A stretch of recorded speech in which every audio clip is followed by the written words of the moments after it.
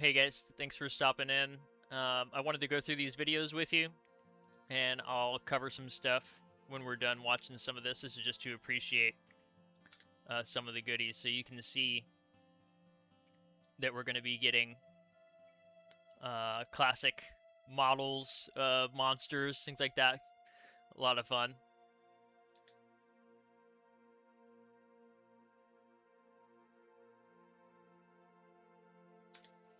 One of the things to notice here is that we're going to be doing. The plan is going to be Old Frontiers on Thid Ranky, which is going to be a 10 through 35 battleground, and it will be the only battleground on the server. It's going to be the Old Frontiers, but it's going to be the New Frontiers keeps. So Old Frontiers terrain, New Frontiers keeps, bridges, stuff like that. They may even do the bridges that were in between Old Frontiers and New Frontiers. I'm pretty sure that there were. I could totally be mistaken on this. I think that there were tower bridges, and that, if I remember right, where it's got the ladders and stuff. I think pretty sure I remember watching like monster videos and things like that with those bridges. So they're not going to be the super old school bridges, and they're not going to be the really, really new ones. I'm pretty sure they're the second ones. And that's going to be their idea to try that out. All of this stuff is able to be changed. It's 6 months for the beta on the 19th.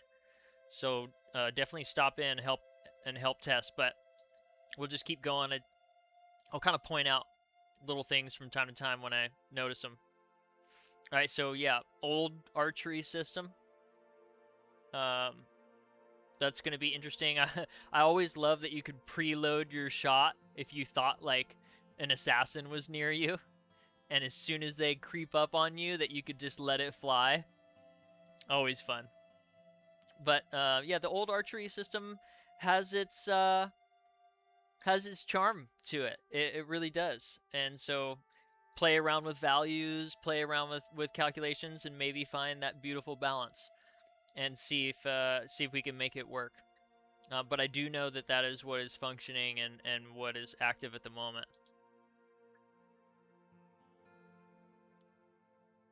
So it looks like maybe even with Thid Ranky, because we're seeing 2 bridge types. And I think that they're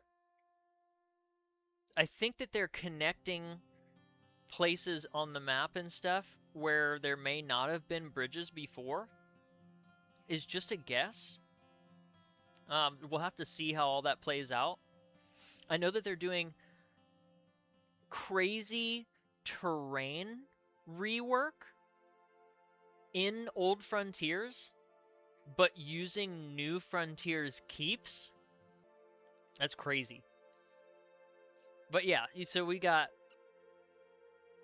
tier 2 bridges and tier 1 bridges, what I'm seeing in Thid Ranky. And it might be Old Frontiers Thid Ranky. Now, is this the old environment? I'm pretty sure this is Old Frontiers environment. Yeah. It definitely is. Old school porting system. Yeah, classic porting system. I always see people making comments about the neck check. This was their first video that they had put out like a year ago. Maybe even longer now. I think it was. So ignore the dates and ignore that stuff on here. They already went through that test, obviously. But I wanted to use these videos kind of as example purposes. And they could have changed a lot even from them. But it's fun to look at the models. And it's fun to look at some of the stuff. So, Shrouded Isles classes, not catacombs, but classic environments only. So we get the classes, but it's not going to be SI terrain and zones and stuff. So this is to tighten up the community and have less spread effect, which is also their philosophy on the 10 through 35 BG, to not spread the community and make sure that everything feels very lively, very populated. We'll see how this works out. I think it's a good idea, and if everything is done right, and like I'm going to say this a lot, but it's all about this beautiful balance. We just want to make sure and pray that their custom reinvention of classic Dark Age is right where it needs to be, and somehow they get this lightning in a bottle all over again. I mean, it could just be amazing if this really works out. So let's keep going. Let's keep going. I'm definitely excited. Yeah, classic Camelot. Little singular bridge. Man, seeing Cotswold in that form, just Mordred vibes, man. Crazy. Absolutely nuts. This is going to be such an experience, and that's why I'm really praying that this server can thrive in its own way, because it could be something extremely special. And to have more than one server option at a time, it's been a long time since Dark Age of Camelot has truly had that in a healthy manner. And possibly both servers or other servers at the same time, all having their own success, while being up and running at the same time as one another. So let's just really keep our fingers crossed, guys. Is it going to be old school player models only, or can we turn on new ones? I'm not sure about that. That I'm not 100% on.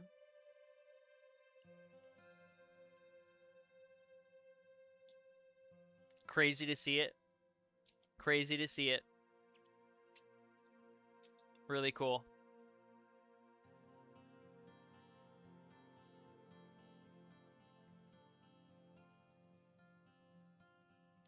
I remember being like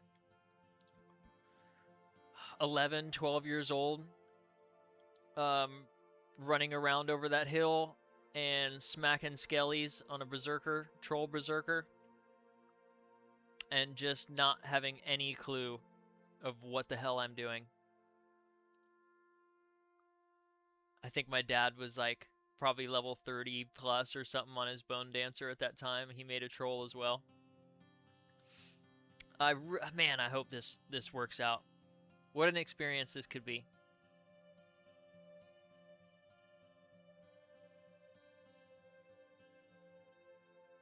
And yes, they've been working on it for a long time.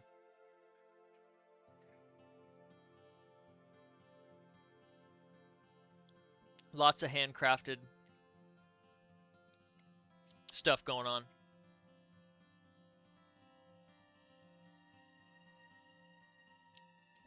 And not just a recreation, but a place to call home. And I love that. I mean, they really nailed that, because it's been a long time since we've had a Dark Age of Camelot environment and server that we think that maybe we could possibly call home for a long duration of time. They seem to come and go as quick as they show up, they're gone. And it's been that way. We've had that cycle for many, many years now. So it would be just such a miracle if we could have a successful, consistent place that doesn't go overboard, that doesn't go above and beyond, doesn't get too crazy with the custom stuff, and they just don't lose their vision on what they really wanted their server to be through player influence and complaints and things that, you know, some people might not really truly have the success in their hearts when they're giving feedback and things like that, and maybe even thinking about their own benefit or their guild's benefit or their playstyle's benefit and things like that, that seem to always prioritize what is good for the health of the server and the game. Oh man, all I can say over and over and over is just fingers crossed, and I really hope that this works out. Place to call home.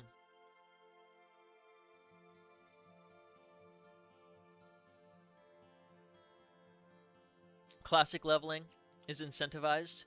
We're not going to have this hyperspeed expedited leveling system like we have on Live in Eden. I'm really looking forward to it. Look at those old school models, man.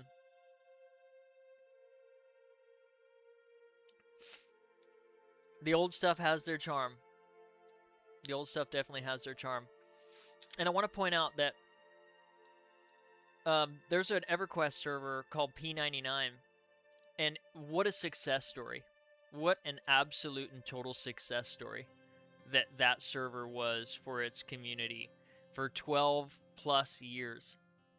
Beautiful population, extremely consistent population, impressive concurrent. And it was just successful for so long. For so long they did it, you know, they did it. And I really hope that these guys can pull it off and do it. Because it's a server that can exist for many, many years if it's done right. I just am so tired of the come and go servers where they feel forced to just continue to pump out more and more and more stuff and feel as if they're forced to innovate because they're afraid that people are going to leave. And I don't think that any of these servers lose more people at a faster rate than because of too many mistakes and that they just start throwing out stuff. I always say just throwing rocks in a pond. I had one of the guys' video that I looked into, and he had a better saying, which is they're just throwing shit at a wall and seeing what sticks, because it really does get that chaotic sometimes, where it's just like, who knows what's going to work? We just have to make sure to keep implementing things and you know, keep people's interest. But I think the people that play Dark Age of Camelot and games like EverQuest and games like Ultima Online and all that kind of stuff, we're not instant gratification junkies.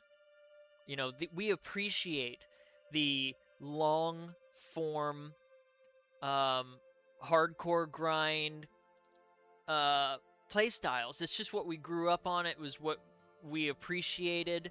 And you know what? Games back then were never designed to coddle your IRL playtime, you know, your IRL lifestyle. And, you know, I've said it before, the really awesome quote that one of these recent companies made is that, you know, as soon as you start building a game for everyone, it's a game for no one. And it really is the truth. You're trying to cover all your bases. You're trying to capture all of these people from the gaming environment that you think would never play your game unless you do this and you do that, and then maybe they'll play your game. But those aren't the people that stick around.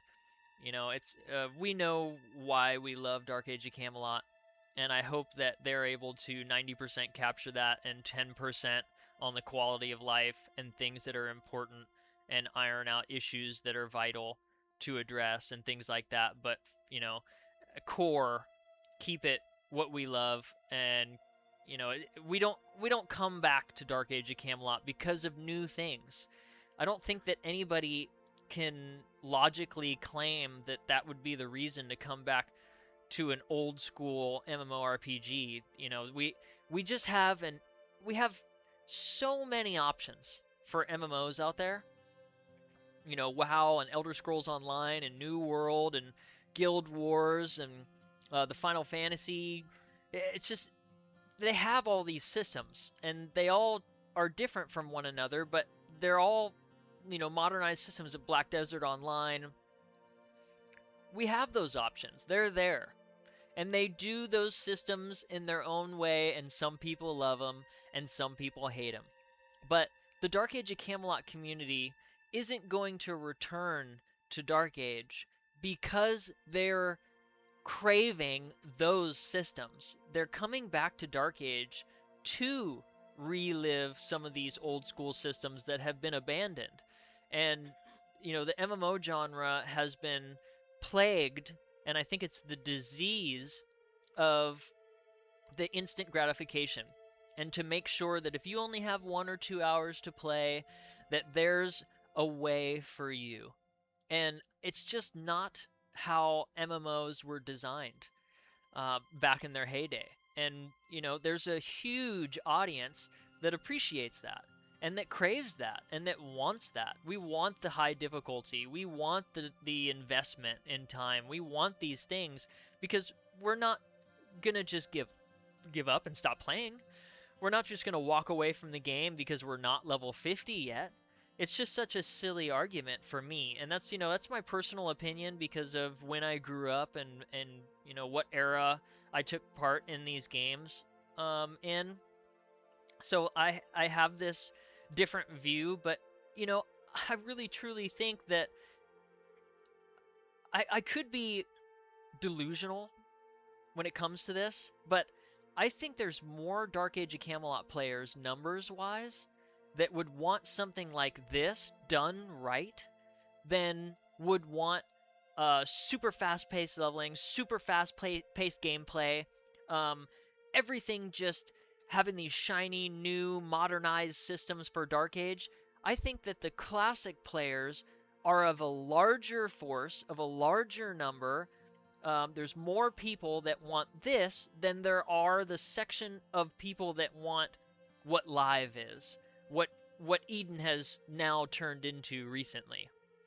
I really truly feel like that. I don't think I'm off on that, but it's just how I would just take a wild guess because it's when the game released. It's when the game came out. And I think of like release and 6 years down the line and the players that this game accumulated over that period of time. And we were a different generation. And I believe with all my heart that that number is just larger than who joined Dark Age after Catacombs, during Labyrinth, where the game had already been super modernized and changed so many times down the line that it was almost getting to that unrecognizable state. I think that the community is larger on the first half of Dark Age's implementations, and that the community on number-wise is smaller on the later changes, the far later changes, 8+ years down the line, 10, 15+ years down the line. There's less of those guys. Like I said, I could be wrong, but I really don't think I am. Anyway, that was a little bit of a tangent, a little bit of a rant. Let's keep watching. It's healthy that we have Eden, and it's healthy that we're going to have Blackthorn at the same time. Nothing wrong with that. I think it's going to be a good thing for the community, especially when people don't feel stuck and locked and not have a choice of where to play and how they want to play.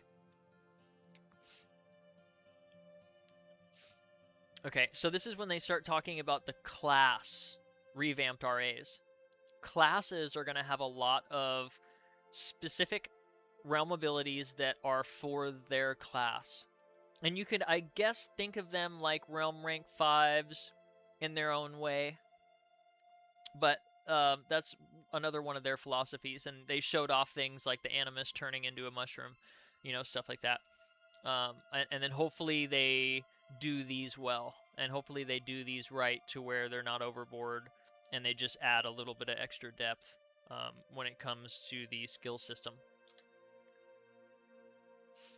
Yeah, revamped Old Frontiers. They're chopping up terrain, guys. They're taking bumps and taking parts of the hills and things, and they're kind of adjusting things. And like I said, fingers crossed, they do this in a way that it works, and they get the lightning in a bottle and make Old Frontiers a beautiful, playable environment that we can actually enjoy and love, to where they feel comfortable keeping it in Old Frontiers because they did a wonderful job. You know, New Frontiers keeps. You never know, man. It could really work. We'll have to see.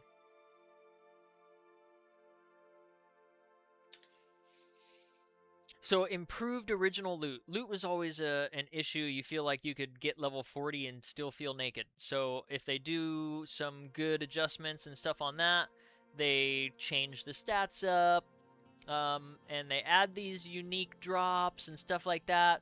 I think Phoenix had a fun way of doing it, but it was a more of a rogue style with like random procs on the items regardless of what level they were, which made it really fun for building Battlegrounds characters.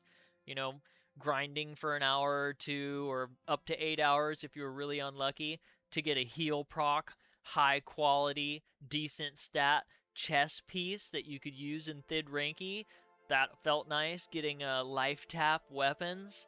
You know, it made like an ARPG, man. You were just like target farming for loot and stuff. Really fun. If they do a good job and nail that in their own way, in their own unique and special way, man, that would be so much fun. Really cool.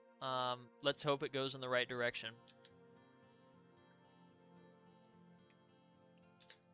Yep. Okay, so you're going to get experience from crafting. I hope it's not overboard. I hope it doesn't, you know, not a lot of people do crafting, so it's not like you're going to have this huge part of the server just focusing on crafting and leveling up their character that way, but I hope that it's light enough not to take away from the leveling that we're all craving, which is group EXP, you know, dungeon crawling, building groups,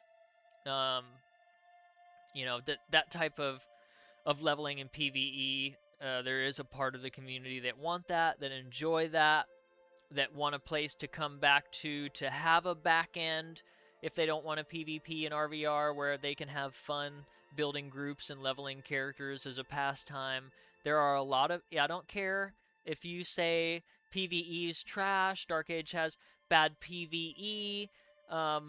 The reality is that there is a lot of people that enjoy that aspect of Dark Age of Camelot, and they want it, and that is an original part of the community. Those are old school players, man. Those are, you know, some of the legends that started out in the beginning, and they want that. We got to respect that, and I think that is a core, you know, integrated part of the game that should stick and should be a big part of the game forever. I don't think that needs to go. The questing system on Eden is absolutely silly, and it just funnels everybody in a linear direction, like your cattle, and you can get 1 through 50 in 4 to 8 hours depending on how slow. Some can do it in 2 and 3. It's silly, it's stupid. You have no character connection. Everybody has every class fully templated in 30 days. You don't feel special because you picked a main healer for your realm. You don't feel special because you picked a main tank for your realm. It's irrelevant. None of it matters because everybody has covered every role, and they did it in a fraction of time. 30 days, they got their whole character sheet of 50s capped out, templated, and sometimes it just feels like it gets boring for me. You know, you don't feel unique at all. And a big part of an MMORPG is progression. A big part is feeling different. And they're doing that with the realm ability system as well. But, you know, not just remembering a player for their name, but remembering them for the class that they played and they prioritize is something that has been lost to Dark Age. So hopefully this is all done right, and we have some appreciation for the journey. You know, it's just missing on Live and Eden. There's no journey. There just isn't. And so if you want a PvP and PvP only, and you want a RVR and New Frontiers only, and to hell with PvE, Eden is for you. And that's okay. But I hope that they will be a standalone environment here at Blackthorn and really nail this when it comes to that part of the game. We want adventure. And there's not much of it in Dark Age of Camelot, but you know what? We find a way to appreciate the hell out of it.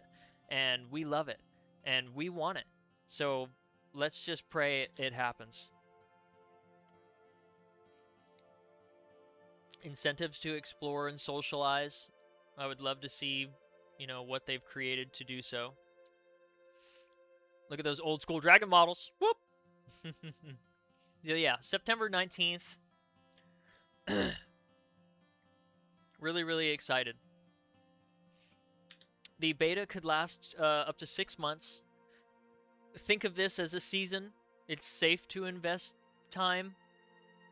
It could be a lot of fun. Don't miss out on what it is and what value it has for its experience to play with your fellow community members that also appreciate this form of Dark Age of Camelot that you might also be looking forward to. They have an in-game bug report system, so you don't always have to utilize Discord, which, maybe utilize both. But there's a lot of assistance that could be had by the community. These guys really seem to listen.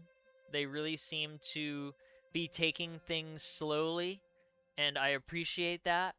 I don't base it off skill because I really have no idea. If you compare the Eden team to the Blackthorn team when it comes to their capabilities and their skill and how well they're able to do all this, I have no idea. All I know is it's been a long time. They've been in the works for a long time, and I hope that that's because they really want to make sure that they do this right. So, the last thing I want to show you guys. So, this is on Savage. Charge, single train.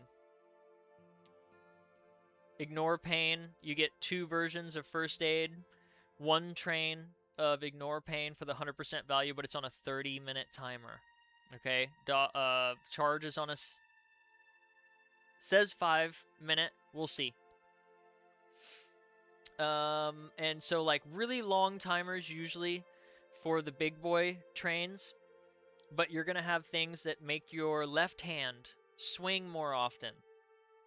You're going to have abilities that increase your miss chance. So, that lowers your miss chance in generally for skills that you would really like to be more effective, but they have low style hit bonuses. And they miss a lot. We're talking 15+% of the time. And if anybody knows Dark Age of Camelot, 15% plus, 15, 18, 12, that percentage happens often in a singular fight. So when you have realm abilities that are very passive heavy, this is theory crafting your character at its best. I think that this is one of the best forms of the realm skill list that Dark Age had. Dodger increases your evade, and like I said, melee haste, and ones that we're used to, like pain, parry, block. But yeah, having Dodger and stuff like that, and having stuff like the increased swing chance, you really think and feel like, you know what, I might be building my character in a different way than even another. If I'm a Blade Master, I might be going a different direction than the other Blade Master on the battlefield. I love that. I love that. It has that infinity feeling of making your character stronger. You're not just who's got the better Purge, who's got the better Ignore Pain, who's got the better version of Mastery of Casting, who's got the higher mastery of stealth.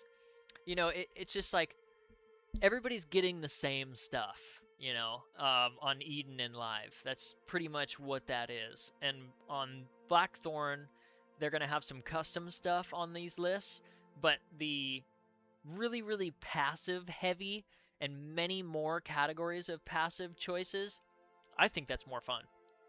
That's just how I feel about it.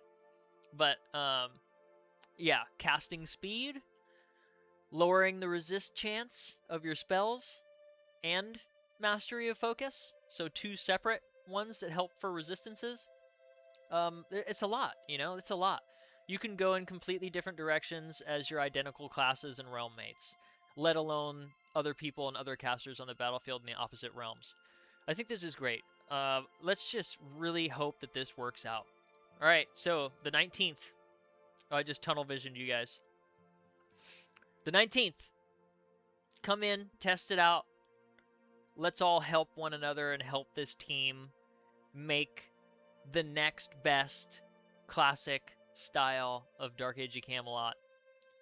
There are other games that have absolutely nailed this. Maybe they can pull it off too. So I've had a lot of people. This is an interesting one. People don't want older versions of games.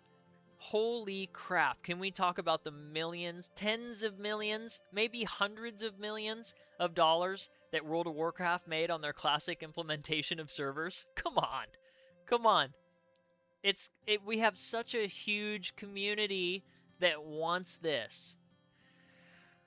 And like I said, EverQuest did it and had just the lightning in the bottle effect 12 plus years on their classic EverQuest server. I just think there's more people that want the classic version and it done right with beautiful quality of life, but not all the shiny toys and not all the silly crap that no one wanted in the first place. So thank you guys again for watching, and I hope I see you guys there. I know this is a long one. I tend to always do long ones because I just roll with it. But much love. See you later, guys.